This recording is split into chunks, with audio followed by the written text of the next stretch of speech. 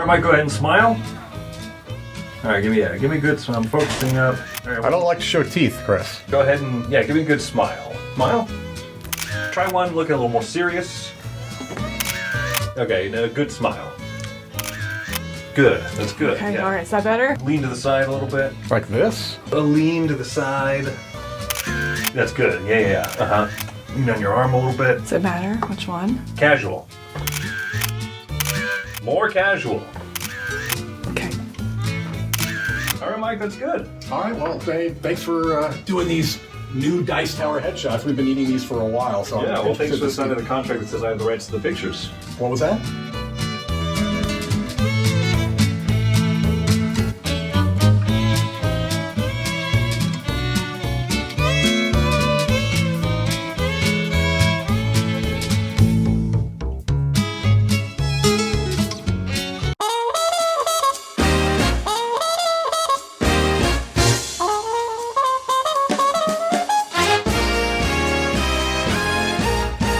Hey everybody, welcome out to the Dice Tower. My name is Chris Yee, and this is a rapid fire roundup. We're going to be discussing 10 or so games that I've played recently and formulated some thoughts on, but I didn't do the full review of. Somebody else on the channel probably did. So I'm here to discuss these games in the order that I enjoyed them least to the game that I enjoyed the most. So let's go get started with the game that, like I said, I enjoyed the least, and unfortunately that is Vivid Memories. This is an abstract game. It's kind of a tile draft, and then you lay them out onto this little board and you make connections and stuff. It has a very beautiful production and has a really great theme, but unfortunately both of those things get in the way of actually playing the game, make it more difficult to start. And once you get past those hurdles, the synapses and the strengthened memories and the all this vernacular, all this terminology, once you get past all of that, the game is also fairly bland. And so unfortunately, I would recommend you play any of the Azules, anything like that over this one. Next up, a game that's a bit older, but I played this enough to finalize my thoughts on it, and that is Ankh. This is a very popular game. I greatly dislike it. You might say, Chris, you don't like these, bash 'em up, fighty type of games. It's actually not quite true.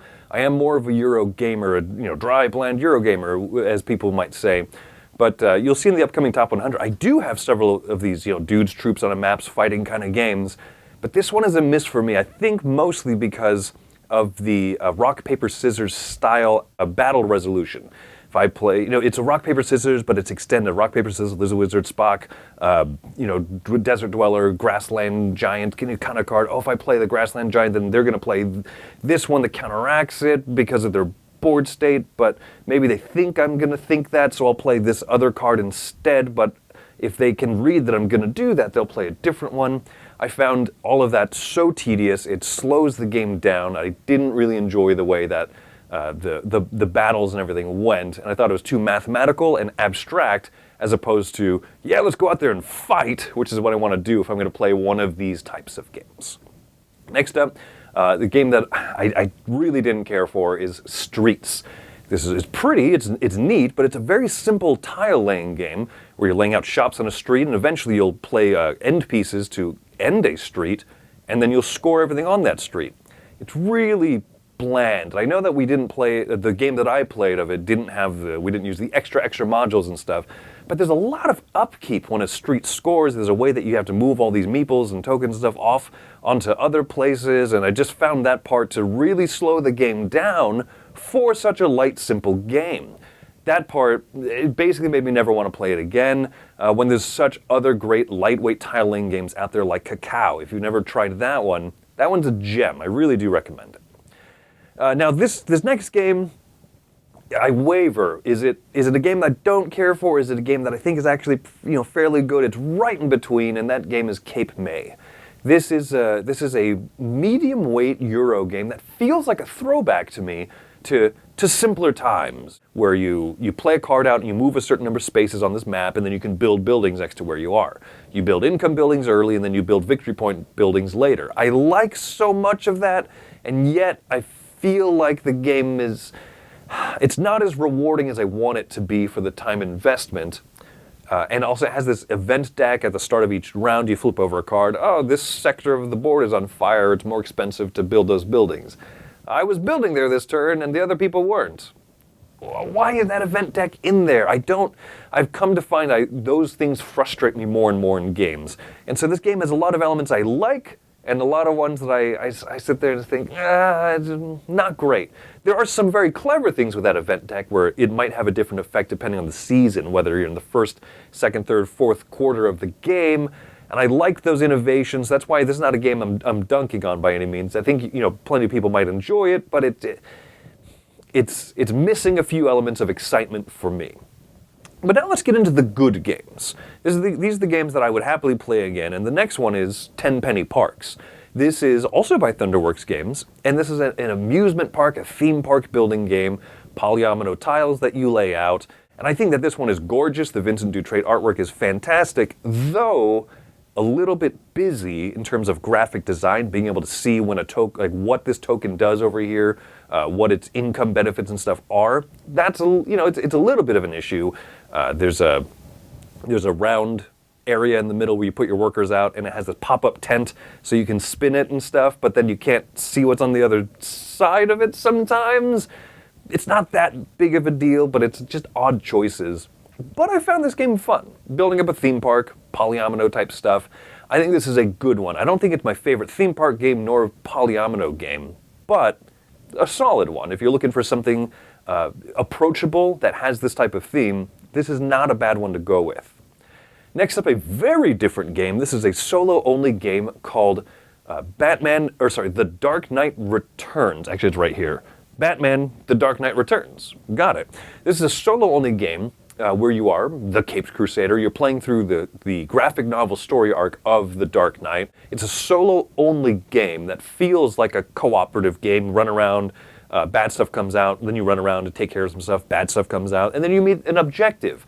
It's good, though, because there's a few things that are surprisingly in your control as the player. You get to determine kind of the distribution of the bad stuff that comes out, but it has to total up to a certain number, every 4 rounds. That's kind of smart. That's surprisingly great. There's an event deck, as I mentioned earlier. I don't like the flip over thing. Oh, this bad thing happened, right? That's in many co-op or solo games. But this one does it really clever. At the start of a turn, you will draw 3 cards, and all on these cards are boosts and bonuses to you, and on the bottom are a negative consequence. And you have to choose one of those to add to the event deck, one of the negative consequences, and you keep the other 2 as a boost. And you do that a few times, so you create the event deck for a whole round, for a whole season of the game. So it's on you. I think that's great. I also think that that's why this is a solo-only game, because doing that phase cooperatively with people at the table would really slow it down. So I see why this is a solo-only game.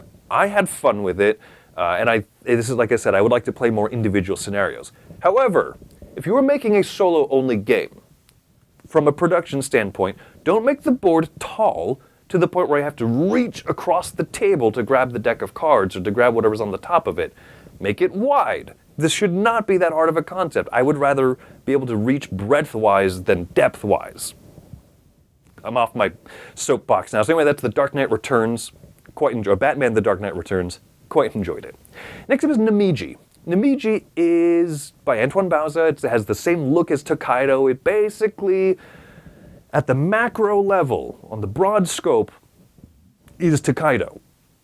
But each action that you go to is different, right? And in this game, you have a line that goes around, and you can move as far as you want down the line, put your piece there, and take the action. But if you go too far, then people behind you will keep taking all these actions. But there's times where you feel like, I need to take this one before someone else blocks it, so I'm going to go far. Otherwise, sometimes you'll just go to the closest action and stuff. At the macro level, like I said, it looks, walks, acts just like Tokaido, but each of the actions at the micro level are different. This game I actually found to be more stressful. People describe these types of games as very zen, you just kind of go with the flow of the game. And unlike the original, this one has things that are, instead of like draw a card and it's 2 or 3 points or something like that, this one has like a push your luck thing. You can keep drawing tokens, up to 5 of them, but if you draw 2 bad tokens, you bust. That's interesting because for a Zen game, usually there's not this type of like stress in it. Draw fish tokens, try to add them to a grid to create rows of columns of the same color or shape. There's more stress to it, not a ton, but a little bit more. And so I think that this might satisfy people who say that Tokaido is too light and simple and just floats away. I don't think that this one is, but I also think that base game to base game, I'm not sure that I prefer this one over Tokaido, and Tokaido already has a few more expansions and everything. The expansion does help Namiji. So ultimately, I think pick either one and it's going to be fine. They're so similar in a lot of ways. So that's my thoughts on Namiji. I like it. It's good, don't get me wrong. Another good game is the Isle of Cats Explore and Draw. I am not roll and write it out, but I'm not terribly excited when one comes out. The Isle of Cats is not a game that I've played, and so this is my first foray into that world, and it's a polyomino game. But it's a good one. I enjoy it. My understanding of the difference, the main difference between this and the original, is that there's no economy, there's no coins you have to worry about. And I imagine, I don't know if I would miss that. This is good. Drawing the different shapes out there, you want to draw wide across the map to cover up lots of bonuses and get rid of those rats, which are negative points. But you also want to cluster cats of the same color together.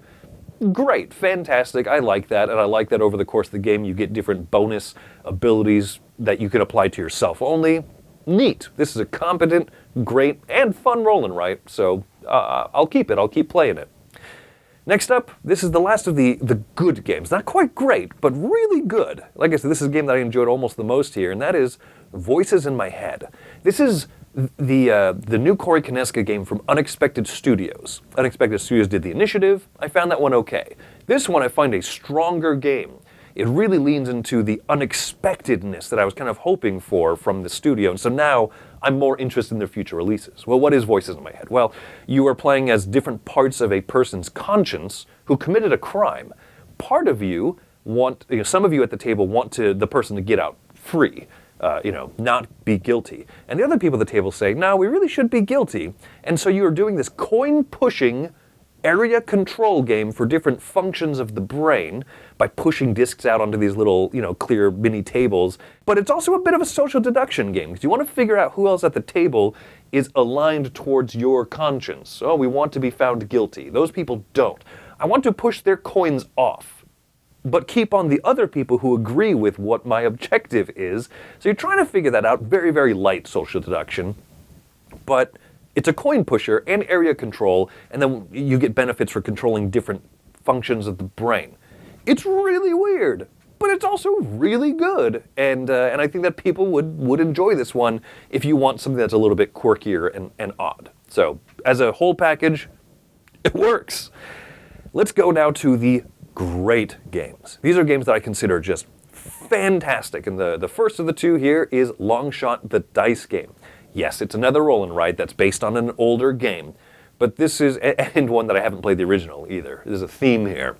But Longshot the Dice Game is fantastic. It's got that element of the roll and write, sure, but there's a center focus piece, which is the horses running around on the track. It might remind you of Camelot, and it has some fun, sympathetic bonuses, whereas one horse moves, there's little indicators on their card that other horses can move. You can control things so you can add other, if you're really betting on horse number 5, you can make it so that horse number 5 moves whenever any other horse moves in the game too. You roll some dice, see which one moves, and then anything else that is indicated on that horse, horse number 7 moved, but 2 and 5 will also move a step. That's great. It's a roll and write. It has some of those roll and writey type things. Okay, we rolled a number 5. I got to cross off a number 5 somewhere on my board. Or I can bet on horse number 5. But it works so well. It works really, really well. It's not fiddly. It has that centerpiece that is exciting. You're waiting for the horses to finish the race. And it works really well with 2 players. That's not something I would say about most racing betting games that I've found. Downforce, not great at 2 players. Camelot, okay at 2 players. But this is probably my favorite of them. And it works up to a table of, I believe, 8. So good versatility, very fun, very approachable. I like Longshot the Dice Game a ton. And lastly, my favorite thing that I've played recently of this bunch here is the Dominion Allies expansion. Now, I love Dominion. And I'm surprised at this point that I'm not Dominioned out. I'm surprised that an expansion is announced and I don't look at it and go, oh gosh, don't we have enough? But this one, some of the recent expansions have been really good. This one in particular, I like the new little gimmick it adds. You can get favor tokens. There's little coins you put on a board on the side. And then depending on each game, you'll put out a different little sideways cards into the market, and you can spend favors to do different things. To take extra turns if you spend several of them, to choose which cards you want at the top of your deck when you reshuffle your deck. Huge in a deck building game. Played one time where you can, as you spend different number of favor tokens, as you reshuffle a deck, you can pull certain cards out. So the bad cards that clog up your deck, you spend a few favor, boop, boop, boop, boop, pull them out, shuffle up your deck, and go.